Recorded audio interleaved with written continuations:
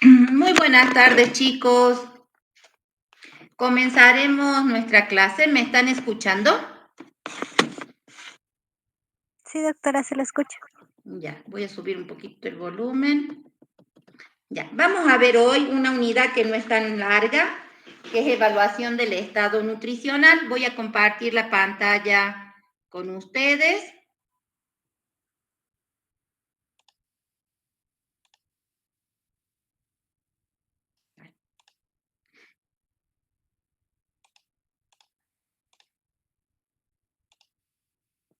Y quisiera que me digan si pueden ver mi pantalla.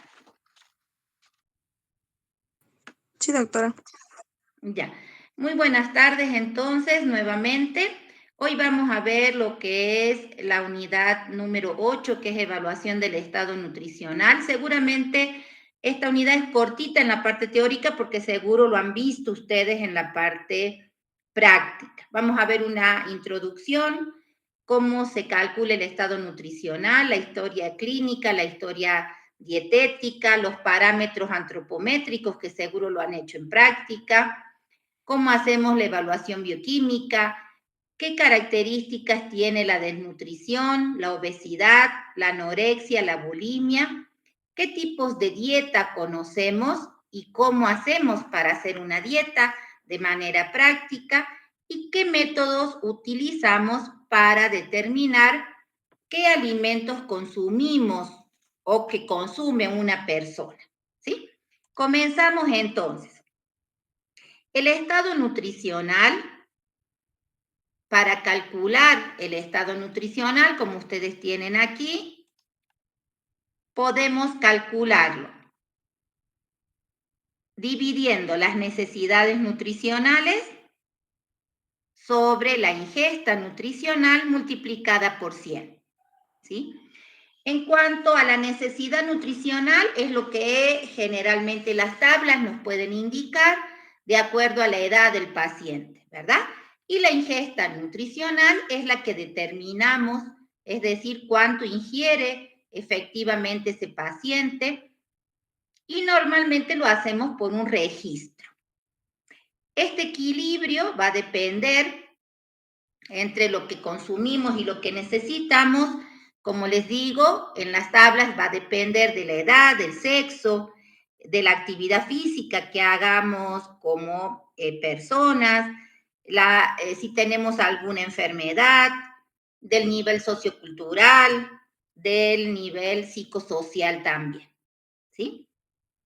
Entonces, para evaluar ese estado nutricional, lo que hacemos normalmente es hacer una historia clínica, ¿no? Generalmente esto lo hace el nutricionista, pero ustedes a veces llamamos la farmacia nutricional. Generalmente va a venir un paciente a la farmacia y seguramente le va a indicar, si ustedes hacen un seguimiento farmacoterapéutico a ese paciente, alguna de estas características o va a tener la inquietud de subir o de bajar de peso.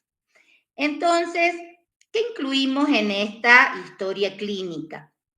Los antecedentes patológicos que tenga la persona y su familia, la capacidad de masticación, deglución y salivación, qué tratamientos farmacológicos está teniendo, qué variaciones de peso ha tenido, si hay presencia de problemas gastrointestinales como acidez, gases o flatulencias, diarreas, vómitos, estreñimiento, qué situación socioeconómica tiene el paciente, si presenta alergia a algún alimento, intolerancias, rechazo, o decir que no le gusta algún alimento, qué dependencias tiene, ¿no? Si tiene alguna dependencia hacia una droga, qué enfermedades crónicas podemos encontrar y qué enfermedades psíquicas, si hubiera, podríamos anotar en esta historia clínica. Si hace alguna dieta en especial, ¿verdad? También podríamos colocar en esta historia clínica que les comento, ¿sí? Normalmente, cuando ustedes vayan a ver el próximo año farmacia clínica, van a ver un método que se llama el método de Dader, que utilizamos como método de farmacoseguimiento, ¿no? Entonces, todas estas cosas son muy importantes que tomemos en cuenta a la hora de hacer el seguimiento farmacéutico a un paciente. En la historia dietética, ¿qué podemos colocar aquí? ¿Qué alimentos ingiere? Y por ende vamos a decir qué nutrientes, cuáles son sus hábitos alimentarios. Normalmente aquí colocamos cuántas comidas hace al día, ¿no? En qué horarios, qué preferencia tiene por los alimentos, qué alimentos no consume. Un recordatorio importante de 24 horas, ¿qué ha consumido normalmente el día de ayer? Le podemos preguntar. ¿Con qué frecuencia consume los alimentos? ¿Qué tipos de comida ingiere? ¿No? ¿Qué antecedentes étnicos y culturales tenemos? ¿No? Por ejemplo, la influencia de la cultura, que no coman algún alimento o de alguna religión, cómo preparan los alimentos y cuál es su actividad física, ¿sí? En este caso.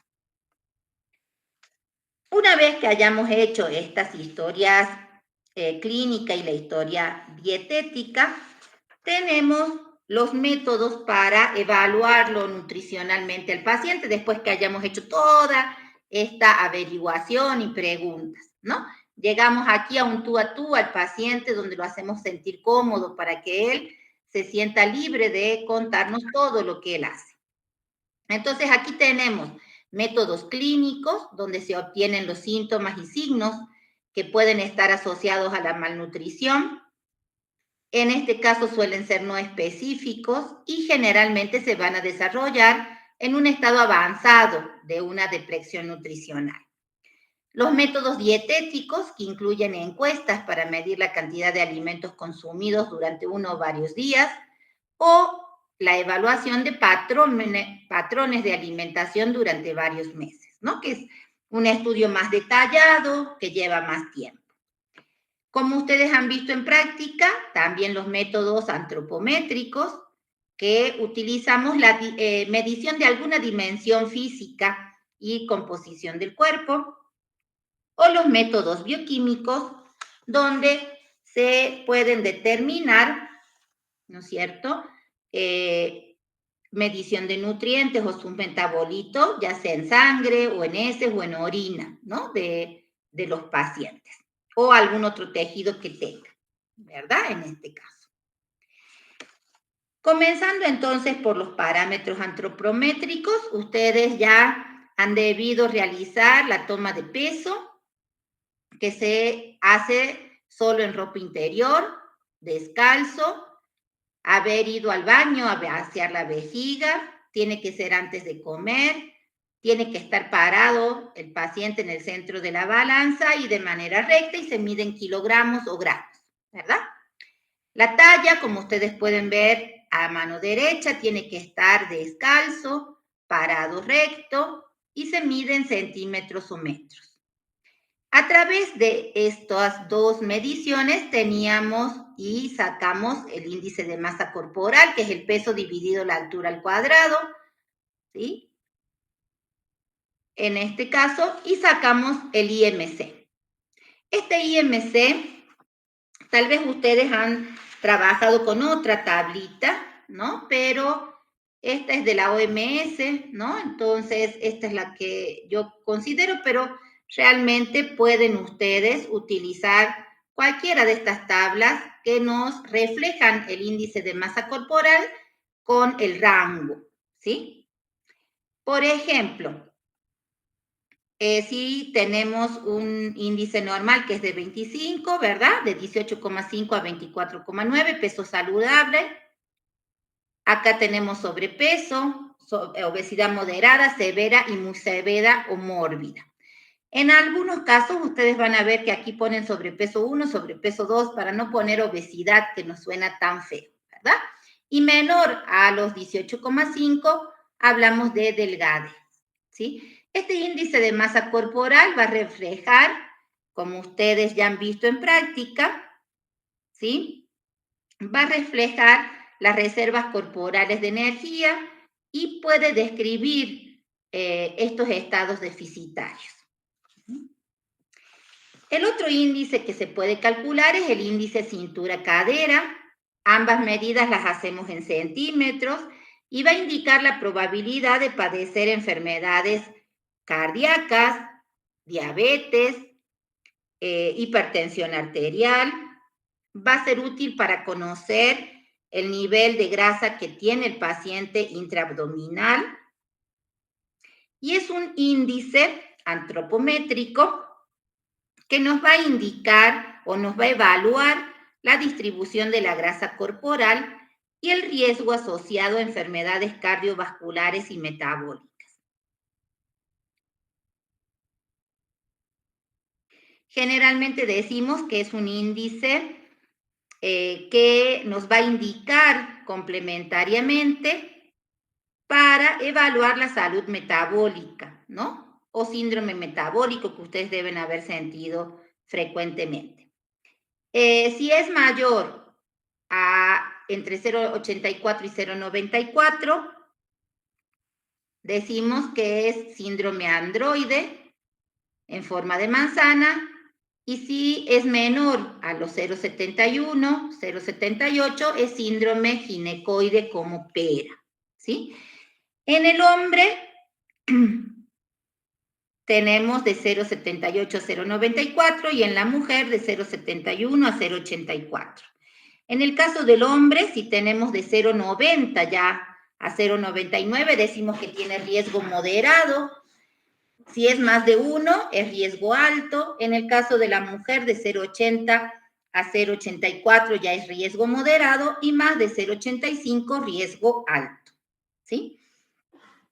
Esta gráfica es interesante. Si tenemos el síndrome ginecoide de pera, ¿verdad? Vamos a tener la distribución de grasa en los muslos, las piernas y la cadera, y está asociado a enfermedades de la vesícula biliar, la presencia de varices y estreñimiento. En cambio, si tenemos esta forma de manzana, ¿verdad? Tenemos generalmente distribuida en el abdomen, en el vientre y en la espalda baja, y está asociado a lo que hablábamos recién: hipertensión arterial, enfermedades cardíacas, infarto, enfermedades vasculares, diabetes, hipercolesterolemia e incluso hasta daño renal. Otro parámetro que seguro ustedes han medido es la circunferencia muscular del brazo, ¿verdad? Que lo que hacemos es tomar la parte media entre el codo y el hombro, ¿verdad? Y ahí tomamos la circunferencia en centímetros. Esta va a reflejar la masa muscular y 80% normalmente nos puede indicar una depresión ligera, de 60 a 80 una depresión moderada y menos de 60 una depresión grave de la masa muscular, ¿no? Y aquí tenemos los parámetros en centímetros de tanto hombres como mujeres. En cuanto a la composición corporal, se determina dividiendo la talla en centímetros por la circunferencia de la muñeca, ¿sí? Y ahí tenemos las tablitas, no para que la estudien, pero para que ustedes vean. Y de acuerdo a esta constitución, también vemos las tablas de peso, ¿verdad? Si una persona tiene constitución pequeña, mediana o gruesa, ¿ya? Voy a encender un ratito la cámara para mostrarles lo siguiente. Bueno, ahí estamos midiendo, ¿verdad? En este caso, la talla con la circunferencia de la muñeca, pero si ustedes quieren hacerlo de manera más casera, podemos tomar estos dos dedos de la mano derecha y enrollar nuestra muñeca, ¿verdad? Si apenas se tocan los dedos, esto es con textura media. Si se cruzan mis dedos, que no es mi caso, perdón, ¿verdad? Si se cruzaran los dedos es delgada. Y si no llegara a abrazar la muñeca, es con textura gruesa, ¿verdad? Esto lo podemos hacer de manera más caserita, sin medir, en este caso, la circunferencia, ¿verdad? El otro índice que tomamos es cintura-altura, ¿no? Que va a darnos, si nos da más de 0,5, hay un riesgo importante de obesidad y enfermedades cardiovasculares, ¿no? Estos serían los parámetros antropométricos más importantes, ¿no? Ahí tenemos cómo ustedes deberían medir en cada uno de los cuerpos, ¿verdad? Y viene una parte interesante que es la evaluación bioquímica que podemos hacer. Esta evaluación bioquímica nos va a permitir detectar deficiencias o excesos nutricionales y existen dos métodos.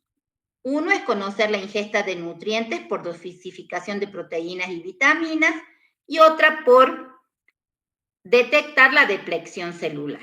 Por ejemplo, podemos determinar la proteína corporal total, que se evalúa mediante el balance de nitrógeno. Es normal cuando tenemos menos de 5 gramos por día, leve de 5 a 10, moderada de 11 a 15 y severo mayor a 15. ¿Sí? En el caso de la proteína muscular, se evalúa con la excreción urinaria de creatinina, ¿verdad? Y ahí podríamos decir que de 60 a 80% hay una depleción moderada de masa grasa y menor a 60 sería una depleción severa. Y la otra proteína que podemos determinar es la proteína visceral, donde aquí podemos determinar albúmina, por ejemplo. Y en la albúmina es importante que su vida media es de 14 días, es decir, 2 semanas. Por ello es importante la albúmina para ver o para detectar alguna alteración nutricional a largo plazo, es decir, de manera crónica. ¿Sí? También hay que recordar que el estrés altera de manera directa los niveles de albúmina y los niveles bajos de albúminas que puedan tener los pacientes va a hacer que aumente la mortalidad y va a hacer que tengamos mayores días de internación en estos pacientes y complicaciones, ¿verdad? ¿Por qué? Porque hay una cierta inmunodepresión. ¿Qué les quiero recordar de la albúmina entonces? Que tiene una vida media de 14 días, es muy importante en una desnutrición crónica, pero el estrés también la afecta, ¿verdad? En cuanto a la transferrina sérica, su vida media es la mitad de la albúmina, tiene 7 días. Por eso podemos utilizar la transferrina sérica tanto para procesos crónicos como agudos de desnutrición. Es la proteína que va a transportar el hierro libre. También está disminuida en el estrés y en las infecciones crónicas. Y va a estar aumentada si aumentan los niveles de hierro, como en el caso del embarazo y en el caso de hemorragias o pérdida de sangre. En tercer lugar, podríamos determinar la prealbúmina, que tiene una vida media de 2 días, o la proteína ligada al retinol, que también tiene una vida media de 1 día. Fíjense, 2 y 1 días, por lo tanto, son muy importantes en las desnutriciones agudas. Ambas van a aumentar en fallo renal y son buenos indicadores de la ingesta proteica diaria que tiene ese paciente. ¿Sí? Es muy importante. Entonces, la albumina va a ser para el estado crónico, la transferrina tanto crónico como agudo, y la prealbúmina y la PLR para desnutriciones agudas. En los marcadores de la función inmune podríamos determinar aquí leucocitos, linfocitos, ¿no? Que en este caso, cuando hay desnutrición, están disminuidas todo nuestro sistema inmune. En cuanto a las enfermedades nutricionales, la enfermedad que nosotros tenemos aquí colocada es la desnutrición, que es producida por la ineficiente aporte de nutrientes. Clínicamente se clasifica en 3 grupos: marasmo, kwashiorkor, o la mixta, que es kwashiorkor marásmico. En el marasmo vamos a tener déficit de proteínas y energía, es decir, déficit de hidratos de carbono y de lípidos.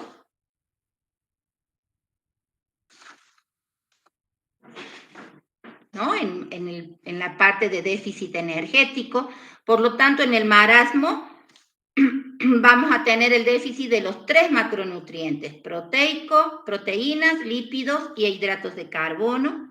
Como ustedes pueden ver en la fotografía, son niños muy delgados, donde se ve de manera evidente la pérdida de grasa corporal.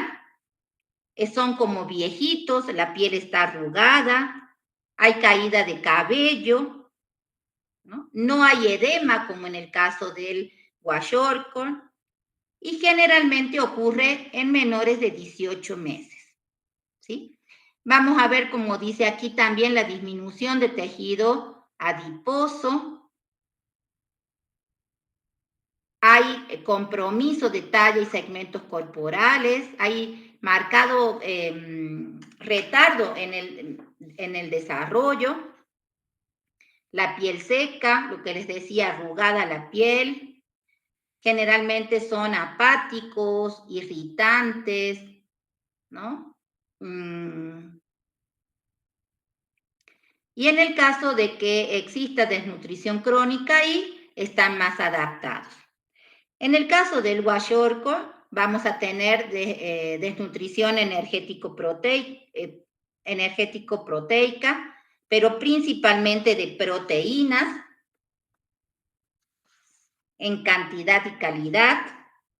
La edad generalmente es de 2 a 4 años, ¿no? Mayores de 1 a 5 años. Tenemos edema, descamación de la piel, despigmentación del cabello, es decir, hay presencias de canas en los niños, y como ustedes ven ahí, un abdomen distendido. Podemos tener, en este caso, la masa muscular disminuida, hepatomegalia, esto ya hemos indicado. Hay alteraciones hidroelectrolíticas,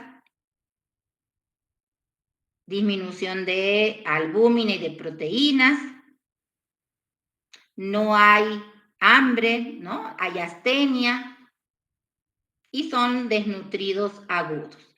Y el kwashiorkor marásmico, que es mixto, ¿verdad? Otra enfermedad nutricional que ya la habíamos visto, pero para recordarles un poquito, es la obesidad, que era una enfermedad crónica, si ustedes recuerdan, cuya prevalencia está en aumento y plantea un problema nutricional importante para el desarrollo de diversas patologías, como diabetes, hipertensión arterial, cardiopatías, enfermedades de vesículas biliar, hasta cánceres, ¿verdad? Es sinónimo de adiposidad. Vamos a tener un índice de masa corporal mayor a 30. Y aquí es importante que recalquemos que va a influir la genética, el estilo de vida y la ingesta nutricional o la ingesta calórica del individuo, ¿verdad? Hay personas que consumen mayor cantidad de alimentos y no son gordos, ¿verdad? No son obesos, son delgados. Entonces, por eso les digo que es importante aquí que recordemos que va a influir la genética, el estilo de vida y la ingesta calórica. A ver.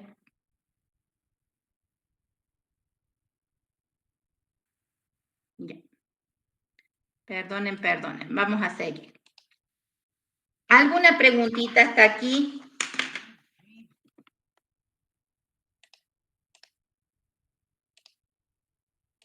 ¿No? Entonces continuamos. ¿Sí? Las otras dos patologías que también están en aumento son los trastornos de la conducta alimentaria. Dentro de ellos tenemos varios trastornos, pero los que más se estudian y los que más recordamos son la anorexia y la bulimia, ¿verdad? La anorexia se caracteriza por la negativa a mantener un peso adecuado para la edad y la talla del sujeto. Generalmente no se alcanza el 85% del peso corporal que debería tener. Hay preocupación excesiva y obsesiva por el peso, la silueta y la posibilidad de engordar. Y como ustedes ven en esa imagen de arriba, hay una distorsión de la imagen corporal. Es decir, la persona está sumamente delgada y se ve obesa, ¿no? En este caso, distorsión de esa imagen corporal.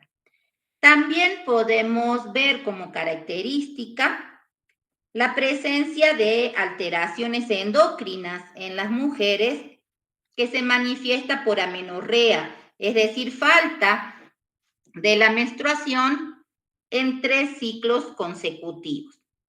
En el hombre, generalmente, esta alteración endocrina se caracteriza por la pérdida del deseo y la potencia sexual. ¿Sí? Tenemos dos tipos de anorexia, o dos subtipos podríamos clasificarlas. Una anorexia que la llamamos restrictiva. No aparecen aquí ni atracones ni purgas. ¿Qué significa un atracón? Que como mucha cantidad de alimento en un corto tiempo. ¿Qué significa purga? Que he tomado algún laxante, algún diurético. ¿Sí? Entonces tenemos la anorexia restrictiva, por un lado, y por otro la compulsiva purgativa, donde aparece lo que hemos dicho recién, que no aparece en la restrictiva, que son frecuentes los atracones o las purgas.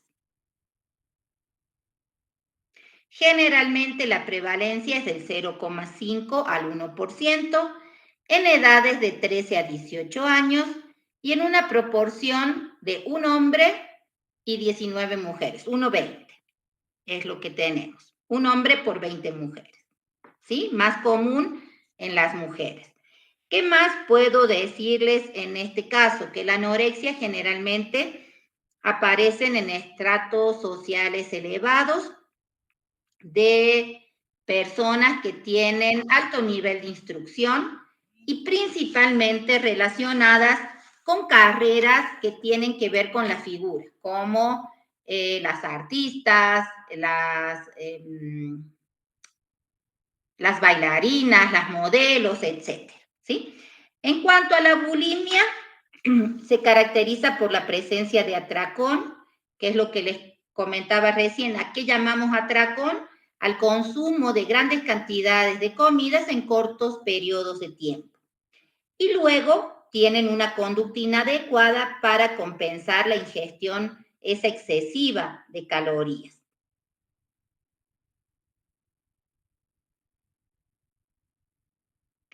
El sujeto, generalmente bulímico, siente que no puede parar de comer, siente esa sensación de pérdida de control y por lo tanto luego utiliza una conducta compensatoria inadecuada.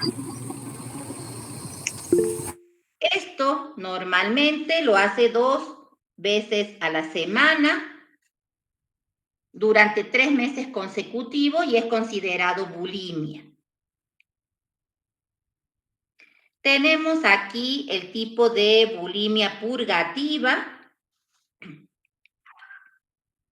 Aquí, por ejemplo, se usa el vómito, los laxantes, diuréticos o también hormonas tiroideas. Y la no purgativa, ¿no? Que la conducta compensatoria más frecuente es el excesivo ejercicio o ayuno en estas pacientes. Normalmente la prevalencia es del 1% en edades de 18 a 25 años y en la proporción de 1 a 10, un hombre por 10 mujeres.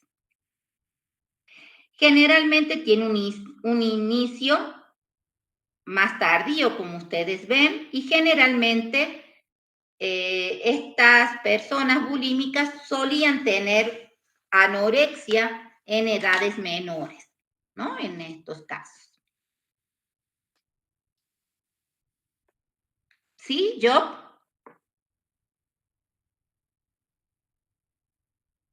¿Yo? Ya, perdón. Pensé que estaban levantando la mano. ¿Ya? ¿Alguna preguntita, alguna duda que les quede de la anorexia, la bulimia, que a veces nos interesa? ¿Alguna pregunta que quieran hacer?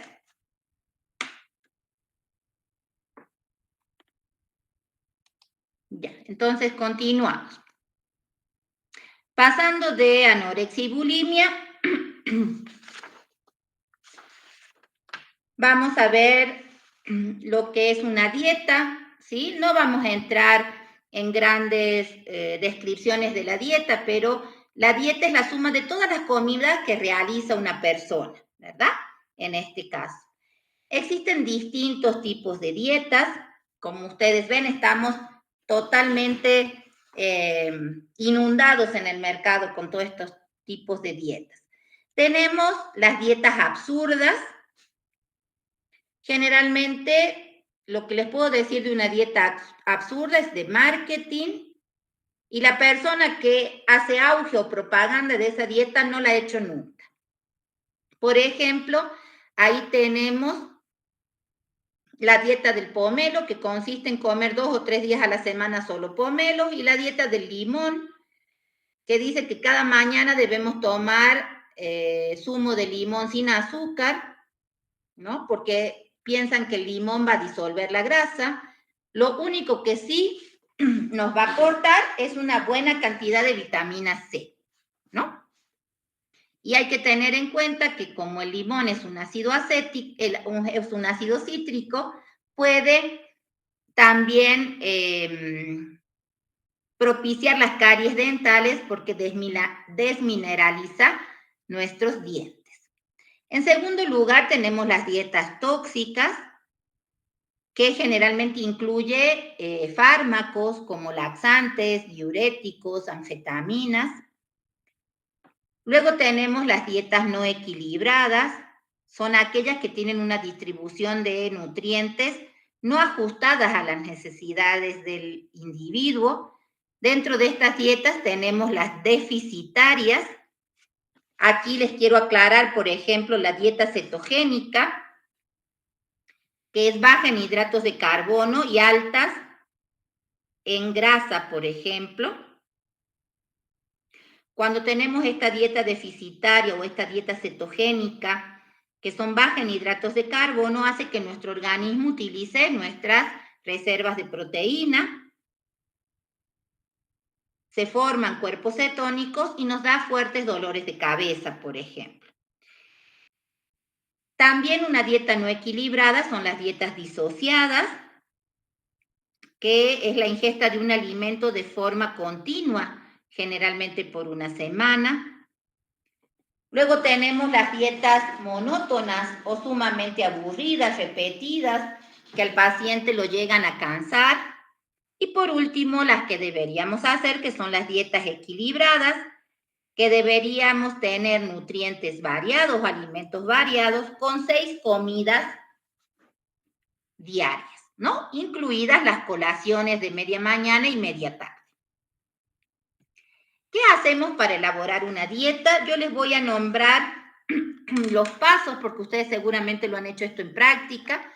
Primero necesito recoger la información. La forma más común de hacerlo es hacer un recordatorio de 24 horas. ¿Y cómo lo podemos hacer a eso? En un simple Excel, ¿verdad? Ustedes pueden recordar, digamos, me levanté y en el desayuno he comido una tajada de pan, un vaso de leche y una naranja, ¿verdad? Y vamos desglosando y vamos viendo, utilizando una tabla de composición de alimentos, cuánto ha consumido esa persona. Luego hacemos la valoración del caso con las historias clínicas y dietéticas que habíamos recopilado, qué objetivos nos hemos colocado, ¿no? A corto y largo plazo, ¿verdad? Si una persona tiene que bajar 30 kilos, no puedo decirle, ya en 15 días va a bajar 30 kilos. Recuerden que el peso que se pierde rápidamente también se recupera rápidamente. Hacemos un cálculo de las necesidades energéticas que hemos hecho la clase anterior, ¿verdad? Donde aquí calculamos, ¿se acuerdan? El metabolismo basal, el gasto que tenemos por la actividad física y la termogénesis postprandial. Y luego ayudamos a hacer la elaboración de dieta utilizando la tabla de composición de alimentos, los requerimientos que hemos hecho y el reparto de los principios inmediatos. Hacemos un menú y sus equivalencias, confeccionamos una lista de consumo libre, limitado y prohibido para el paciente y le damos recomendaciones y pautas, ¿no? Estos 8 puntos que tenemos son muy importantes para confeccionar una dieta, ¿verdad? Que sea equilibrada, como hemos indicado en anterior tipos de dietas. ¿Sí? ¿Han hecho cálculo de dietas en práctica?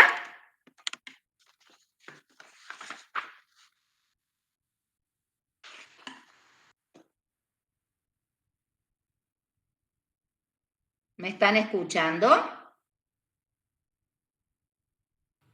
Sí, doctora. Ya, gracias.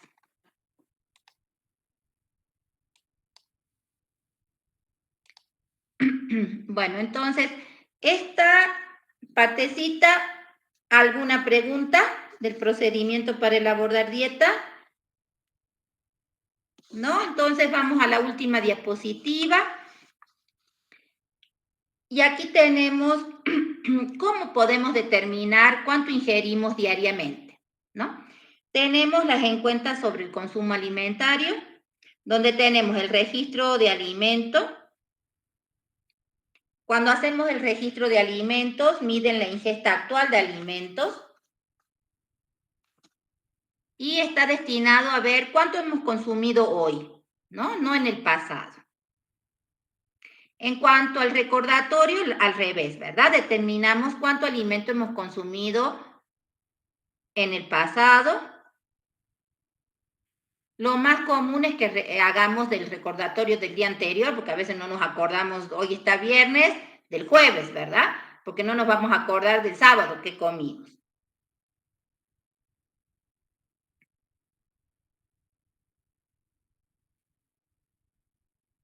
No es apropiado en el caso de recordatorios para investigaciones epidemiológicas. Y por último, tenemos el cuestionario de frecuencia de consumo de alimentos, que generalmente nos ayuda a estimar la ingesta que tiene esa persona y la frecuencia que consume determinados alimentos. Este cuestionario es importante para epidemiología nutricional y generalmente lo hacemos para estudios donde la dieta va a tener una implicancia con enfermedades, ¿no? Fíjense acá, el recordatorio les he puesto aquí, anamnesis alimentaria, como ejemplo. Tenemos el recordatorio, ¿no? Que ha comido y la medida casera, ¿no? Que tiene. Hay tablitas que esta medida casera nos transforma en ml para que yo pueda saber cuánto ha consumido el paciente. Y ahí tenemos, por ejemplo, una taza es 250 ml. ¿Qué más quería decirles? Por ejemplo, si yo digo una cucharilla de azúcar, 5 gramos, ¿no? Entonces tenemos esas tablas de medidas caseras para poder convertir a gramos o a mililitros lo que el paciente consume. Y las hojas de balance que nos va a dar qué alimentos tenemos disponibles en el mercado. Una forma también más casera, podríamos decir, de que registremos los alimentos que consume una persona o para ver las cantidades, es a veces utilizar el plato, ¿verdad? De comida y lo partimos en 4 y le decimos cuánto cantidad de arroz has comido de acuerdo a este plato, ¿verdad? Entonces, el paciente nos indicará, la mitad he comido arroz, un cuarto mi pollo y otro cuarto de ensalada, ¿no? Entonces, así nosotros podemos estimar cuánto está comiendo el paciente, ¿no? Hay una forma más exacta que a veces se utiliza en los estudios epidemiológicos y es que se los dota a los pacientes con una balanza, ¿verdad? Entonces, en esa balancita la persona va pesando todo lo que come y lo va anotando en estos registros y así también podemos tener de manera más exacta todo lo que está comiendo ese paciente. ¿Alguna preguntita, chicos? Con eso hemos terminado entonces evaluación del estado nutricional.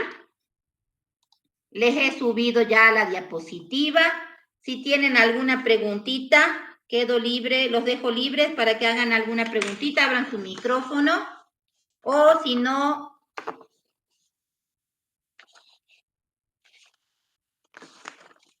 los dejo libres por el día de hoy. Recordarles que el próximo viernes están suspendidas las actividades a partir de las 12 del mediodía, entonces no tenemos clase el siguiente viernes, ¿ya? Que tengan muy buen fin de semana. Hasta luego. Hasta luego, doctora. Hasta luego, doctora.